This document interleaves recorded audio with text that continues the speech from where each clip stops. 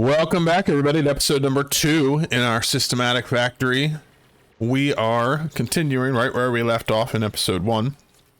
We are finishing up the last little bits to our base, and we are getting started on our food production. Like I said last time, we're going to work on a hatch stable. We don't have the skills yet to do the critter ranching, but we're getting close, so I want to start having things built so that once we do, we can begin having our critter ranchers relocating our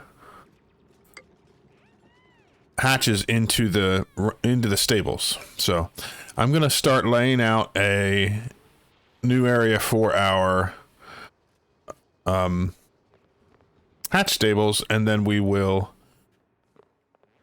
get it built.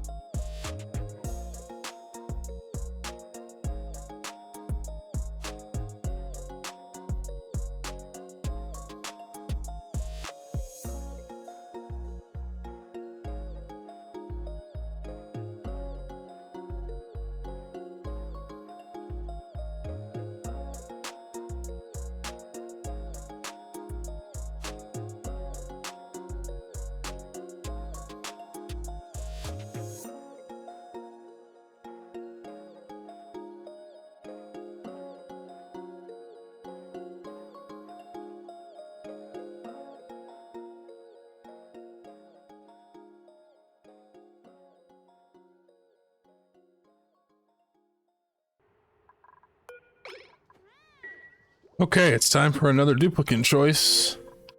So we have,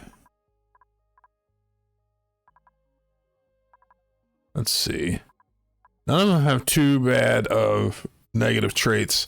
Again, I don't like the destructive stress reactions, so I'm leaning towards going with Catalina. I think that's what we'll do.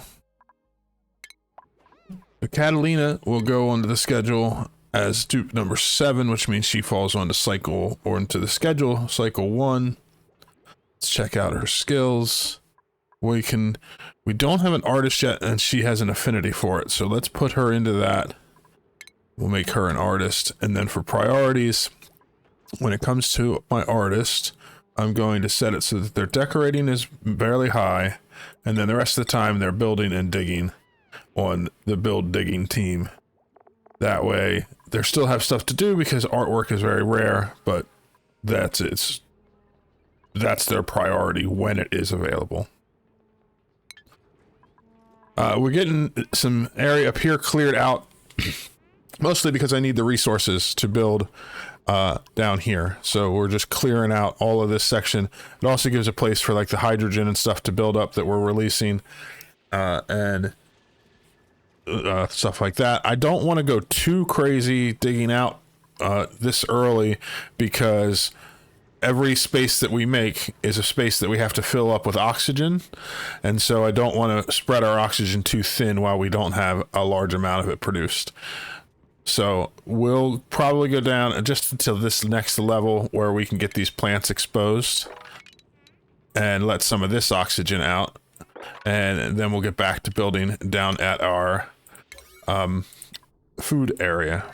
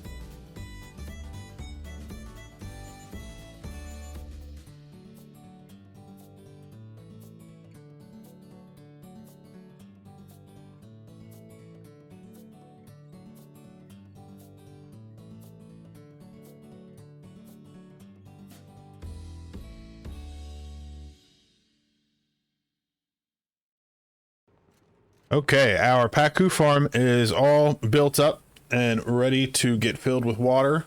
So I have queued up digging down this wall to let our water spill down. Up here I have blocked off this water. I'm going to, that way I can leave off one block at a time to let enough water to fill this, and then I can not overfill it so I don't end up with extra water everywhere. I do have a back wall here so that I don't have water spilling past it in the case that it does happen. But this area is going to get completely filled with water is our hope.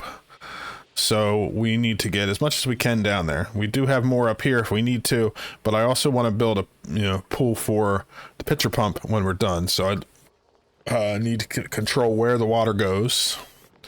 So let's take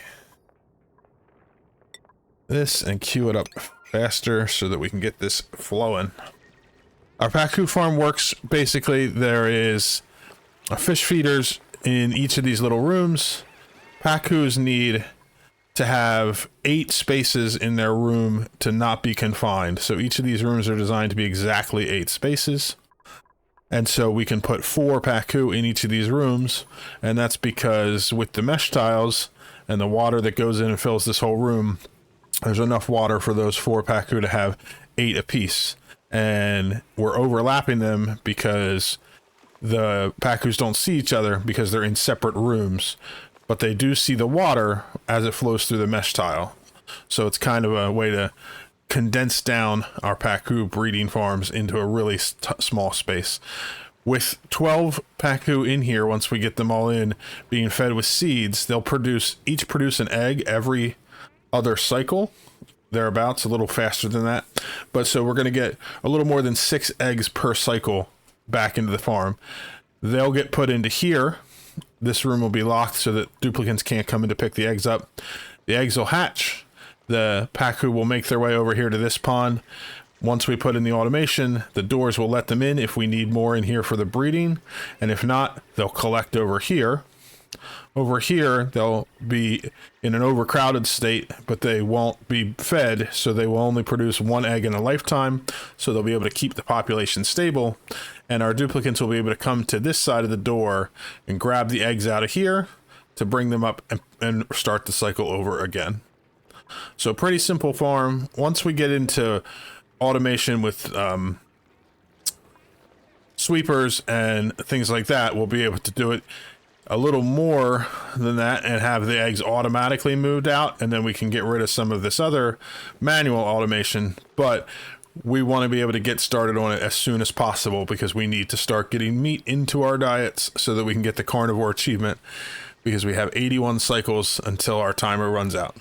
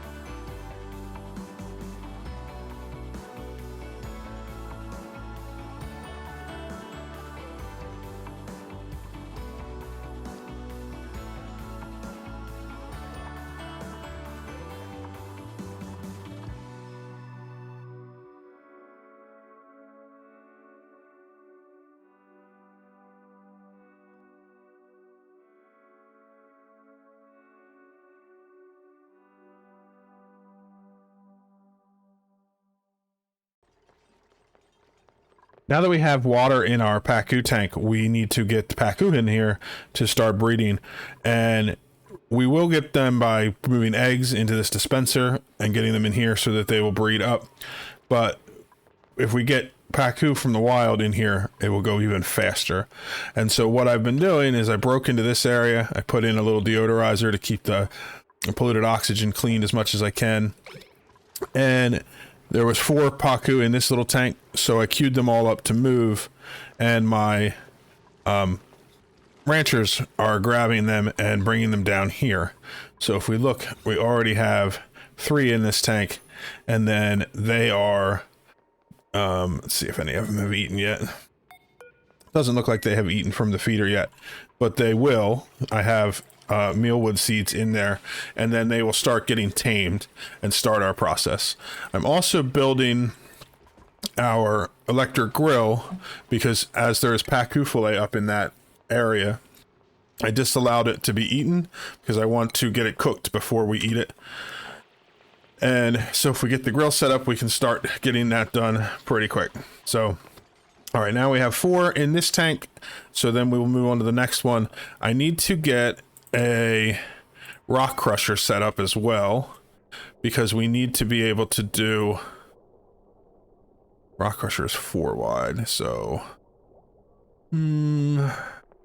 just put it down here in this hallway for now. I have to be careful when placing these wires to not go through crops or the ground supporting them, because those crops are what's making my nature reserve. I know I mentioned I made the nature reserve in the last episode, but I don't think I showed it. It's 6 morale. So 6 plus 1 plus 1, and then 3. Eventually this will be 6, but when this is 6, it'll be 12, 13, 14 morale just for living in the base. Which means if we look at our dupes, they have a ton of morale to start out. Which means they can handle all these jobs I keep assigning to them. Especially early game, that's really helpful because sometimes you have to double up on jobs for duplicants, and so they get stressed out easily.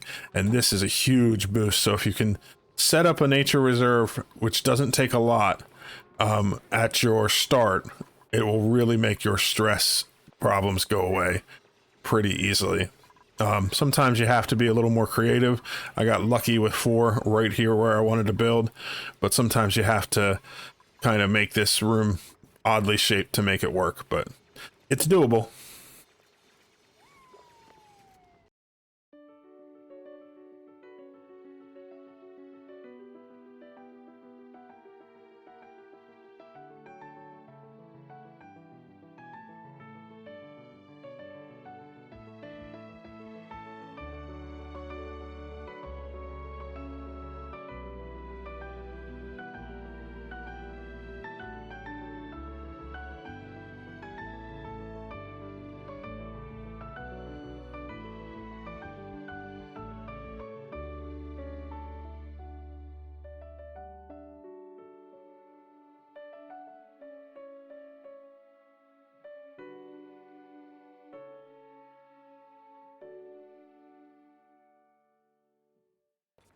All right, we've now gotten the very start of our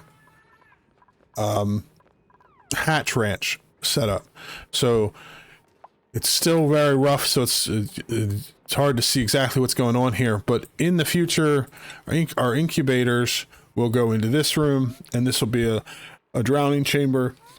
And so this is the overflow room for our hatches.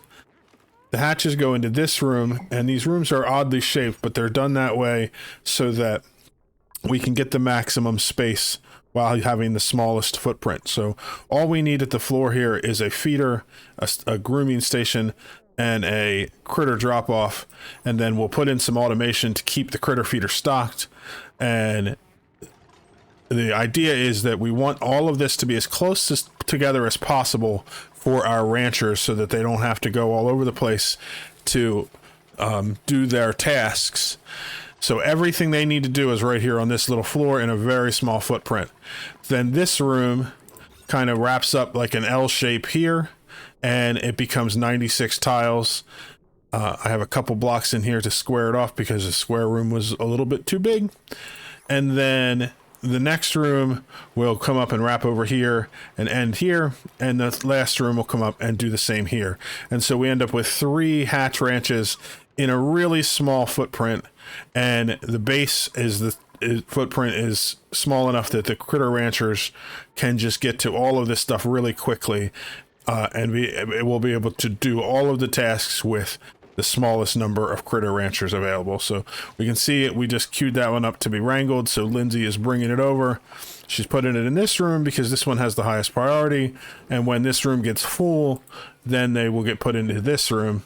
And eventually there will be a chamber here to take out any excess ones and turn them into meat. Between this room and this room, we'll be able to get enough meat to finish the carnivore achievement. And then once we have access to natural gas, we'll set up a gas range so that we'll be able to also make surf and turf for some long-term food for quite a while in our colony. Let's check out this achievement while we're here, or this skill point, I mean. The last thing we need to do, and we'll do it when we get our next duplicate in, is now that we have the ability to cook because we have the electric grill set up, we need a cook. So the next person we bring in, we're going to find anybody who has any affinity for cooking, and we will make them our cook and get started on making cooked meats for our achievement. We're going to continue progressing up into this area to grab as many eggs as we can and as many pacu as we can. So right now I'm going to set this up so that it is set for us to start doing our egg breeding here. So the way this works is no one can come in through this way. No one can come in through this way. And so this room is sealed off. Because this is a 4-block drop, when we drop the eggs down in, nobody can reach them from above. And because this square is 1 block below this door and they can't stand in the door, duplicates cannot reach the eggs from here. On this side, however, this drop is even with the door, so they can stand right here. They can actually reach through the door and grab the eggs. So when the extra pacu build up in this space and lay eggs, our duplicates will be able to grab the eggs, put them back up here, and then those eggs can start the process again. And all we have left to do is, once we finish making enough cobalt to do some automation, is to put in the critter sensors to control these doors. And the doors will be set if there's less than 4 pacu in a room. Open the door. That way when the pacu try to make their way across to this water, they fall down in and populate our fish tanks. And these breeders will quickly get us to the point where we have hundreds of pacu sitting and breeding themselves. The last thing I need to set up right this minute is I'm going to set the food for our hatch to be sedimentary rock. We have 46 tons of it now. We'll get a lot more. And that means we'll be able to do get them turned into stone hatches, which is what we want to have at the end. And then that is what we're going to use to feed our colony, because the stone hatches are a more efficient way to get the meat, because they will always lay stone hatchling eggs when you feed them sedimentary rock, and then we don't have to deal with as many variants, which makes our process that much easier. Plus we can use sedimentary rock, which we have literally hundreds and hundreds of tons on this map. So we're going to call it today for an episode. We got our food basics start up. In the next episode, we're going to continue to finish getting these ranches and farms all working and automated so that we can just let the food roll in, and we will get the carnivore achievement as soon as we have enough food and enough mouths to eat it. Hope you enjoyed watching this episode, and we'll see you in the next one. Bye-bye.